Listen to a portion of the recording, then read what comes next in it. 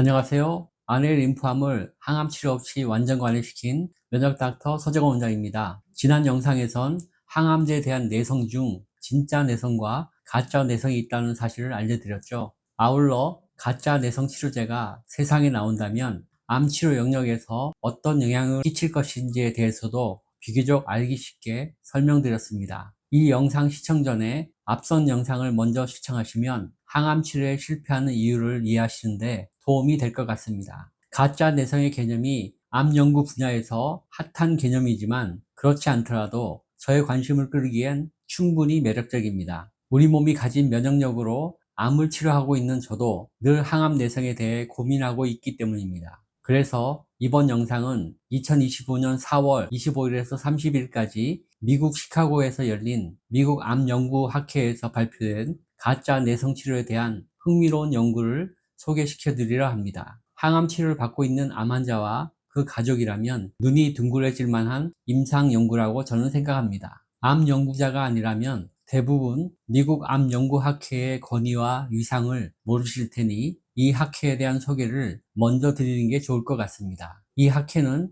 1907년에 설립되었고 2023년 기준 129개국 5만 명 이상의 회원을 보유한 세계 최대 규모의 암 연구학회입니다. 매년 4월에 개최되는 이 학회에는 암을 연구하는 글로벌 제약회사와 바이오 기업, 그리고 연구기관과 의료진 등이 참가하고 있습니다. 주로 최근에 연구되고 있는 신규 항암 물질의 초기 임상 결과가 발표되고 있지만 최근엔 암 관련 플랫폼 기술과 AI 기반 진단 솔루션도 발표되곤 합니다. 암 정복을 위한 활발한 연구와 협업을 지원하고 각종 교육과 자금 지원을 수행하는 것을 목표로 합니다. 이를 위해 매년 학회를 개최하고 연관 보고서를 발행해서 최근 연구 동향을 공유하고 있습니다. 기업들은 자신들이 연구한 신약 후보 물질에 대한 데이터를 발표해서 글로벌 파트너십을 구축하거나 돈을 받고 기술 이전할 기회를 모색하고 있습니다. 연구자들은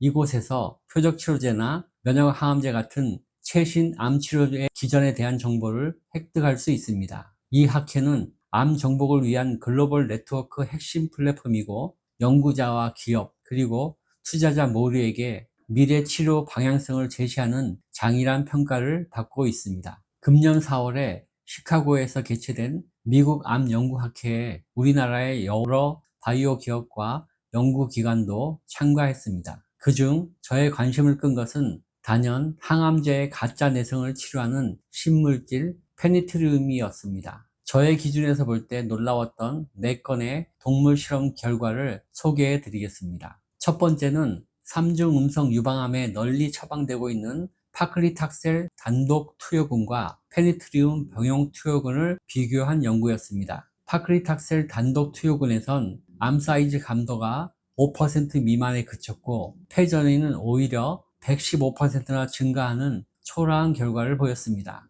하지만 페니트리움 병용 투여군에선 암 사이즈가 30% 넘게 감소했고 원격 전이는 85% 이상 억제된 결과를 보였습니다. 탁솔만 단독 투여했더니 폐전이가 115% 증가했는데 가짜 내성 치료제를 함께 투여했더니 폐전이가 무려 85% 감소했다는 임상 결과는 무엇을 의미할까요? 세포독성 항암제가 암을 축소시킬 수 있지만 원격 전이를 촉진시킬 가능성도 있다는 의미가 아닐까요? 저는 늘 이런 위험성을 강조해 왔습니다. 항암제 공격을 받으면 암세포는 공격을 피해 다른 곳으로 옮기려 하기 때문에 전이가 더 빨라질 수 있다고 생각합니다. 그런데 가짜 내성 치료제를 병행했더니 항암 효과가 좋아지면서 전이를 촉진하는 현상도 줄어든 것으로 해석됩니다. 자연 발생적으로 생긴 유선암이 있는 반려견 대상 연구 결과도 주목할 만합니다. 폴리탁셀 단독 투여 시 원발암 감소율은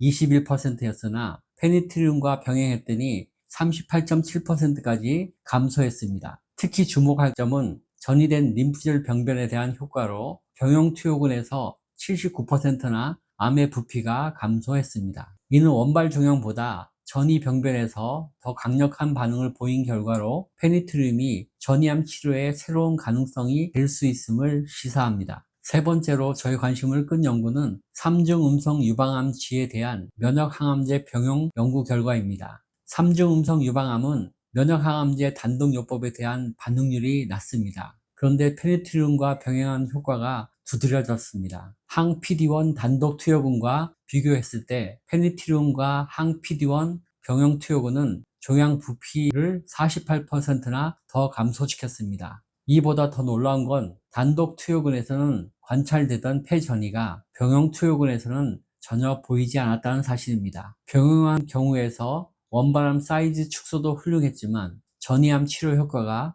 두각을 보인다는 것을 확인할 수 있습니다. 또한 반복 투여 시 면역항암제에 대한 내성이 생기기 마련인데 내성이 생기지 않았고 지속적으로 효과가 증가한 결과도 보여주었습니다. 이뿐만이 아닙니다. 전이성 폐암 마우스 모델을 이용한 연구 결과도 훌륭합니다. 베바시주맙 단독 투여군은 33% 전이 억제율을 보인 반면에 페니트림과 병행한 투여군에서는 폐전이가 전혀 관찰되지 않았습니다. 무려 100%의 전이 억제율을 기록한 것인데 이는 가짜 내성치료제가 베바시주맙의 암 전이를 막는 효과를 현저히 증강시킨 것으로 해석됩니다. 이 외에도 가짜 내성을 치료하는 신규 물질인 페니트림이 전이 촉진 인자의 발현을 억제시킨다는 분자적 수준의 기전도 입증했습니다. 이 정도 연구 결과라면 페니트림이 원발암과 전이암을 동시에 치료하고 전이를 예방하는 역할을 한다는 걸 다른 연구자들도 받아들일 것 같습니다. 남은 문제는 임상 2상과 3상을 통해 사람에게서도 동일한 효과가 나타날지를 검증하는 것입니다. 이제 연구로 밝혀진 페니트림의 작용 기전을 알기 쉽게 소개해 드리겠습니다. 페니트림은 항암제의 가짜 내성 문제를 해결하기 위해 개발된 치료 물질입니다. 가짜 내성은 항암제 반복 투여 시 암세포 주변의 세포의 기질이 두터워지고 딱딱해져서 항암제가 암 조직에 도달하지 못하기 때문에 생기는 현상입니다. 가짜 내성이 생기면 항암 치료 효과는 감소하고 전이는 촉진되어서 수명 연장이 어려워집니다. 암 사망자의 90% 이상이 전이암 때문이란 건 잘 알려진 사실입니다. 저는 암 사이즈를 일부 축소시켰더라도 전이가 생겼다면 생명을 단축시킨 것이라고 생각합니다. 그런데 페니트림의 효과는 딱딱하고 치밀해진 암 주변 세포의 기질을 부드럽고 느슨한 조직으로 만들기 때문입니다. 그 결과 항암제와 면역세포가 암 조직 내로 쉽게 침투해서 암세포를 죽일 수 있기에 암 조직이 괴사됩니다. 암 전이를 억제하는 효과는 다른 방식으로 설명하고 있습니다. 전이란 원발 종양에서 암세포가 떨어져 나와서 혈관이나 림프관을 통해 다른 장기로 이동하고 새로운 종양을 형성하는 여러 단계의 과정을 거칩니다. 이 과정에서 중요한 개념 중 하나가 전이 전 단계 틈새 전략입니다. 암세포가 실제로 도달하기 전에 원발 종양에서 분비된 인자들에 의해 원격 장기의 미세 환경이 암세포가 정착하고 증식하기 유리하도록 미리 변화시켜서 틈새를 만드는 전략입니다. 그런데 페니트림 성분이 전이점 틈새를 차단하기 때문에 전이 자체가 예방된다고 합니다. 동물 실험 결과와 작용 기전까지 듣고 나니 페니트림의 주성분이 무엇인지 궁금해지죠. 저도 궁금해서 찾아보았습니다. 그런데 이 역시 반전이었습니다.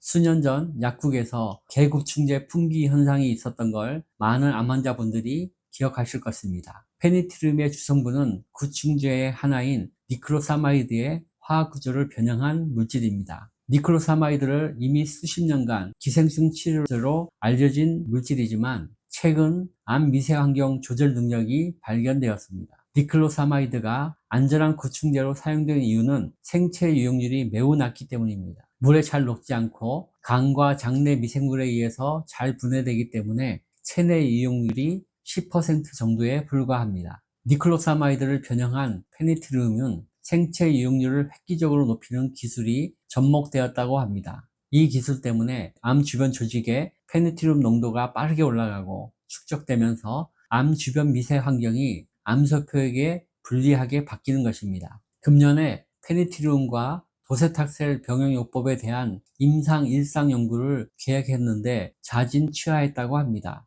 대신 면역항암제, 특히 면역관문 억제제와의 병용요법 개발에 집중하는 방향으로 임상 전략을 수정했습니다. 면역세포의 접근이 어려워 면역항암제에 잘 반응하지 않는 차가운 종양에서 그 효과가 극대화될 수 있다고 판단했기 때문입니다. 앞선 동물 시험에서 보았듯이 세포독성 항암제는 반복 투여할수록 세포의 기질을 더 딱딱하고 치밀하게 만들고 전이를 촉진할 가능성도 높습니다. 제 생각에도 위험성이 높고 핵심 기전에 대해서 충돌하는 세포독성 항암제보단 면역항암제와 병용요법 연구가 좋아 보입니다. 앞서 소개했던 면역항암제와 병용한 동물 실험 결과는 원발암 사이즈 축소와 전이암 치료 효과 모두 훌륭했습니다. 반복 투여 시 내성도 생기지 않았기에 이 조합이 장내 시장성이 더 높다는 판단을 한 것 같습니다. 이제 내용을 정리하겠습니다. 암 치료가 어려운 것은 내성을 만들기 때문입니다. 암세포가 스스로 돌연변이를 일으켜서 항암제에 대한 진짜 내성을 갖기도 하지만 주변 세포의 기질을 바꿔 난공불락의 방어막을 구축하는 가짜 내성인 경우가 더 많습니다.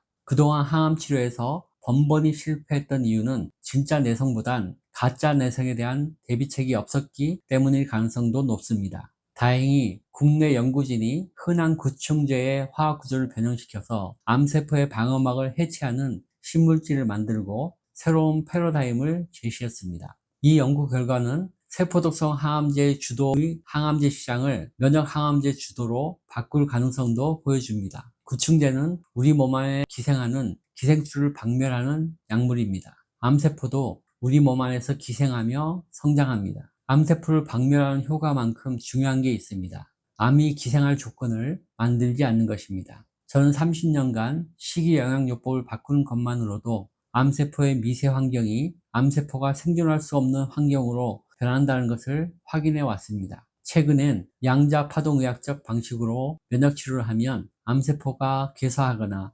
정상세포로 변한다는 것도 확인하고 있습니다. 이 결과로 인해 암병원의 항암치료 패러다임이 곧 변할 것이라는 기대는 하지 않으셨으면 좋겠습니다. 다행히 2상과 3상이 성공하더라도 암 환자가 사용하려면 지금부터 최소 10년 이상은 걸립니다. 그러니 지금 당장 자신의 몸과 마음을 암세포가 생존할 수 없는 환경으로 탈바꿈시킬 실제적 방법을 찾는 게 더 중요합니다. 영상이 도움이 되셨나요? 좋아요, 구독, 알림 설정 해주시면 더 좋은 영상으로 찾아뵙겠습니다. 감사합니다.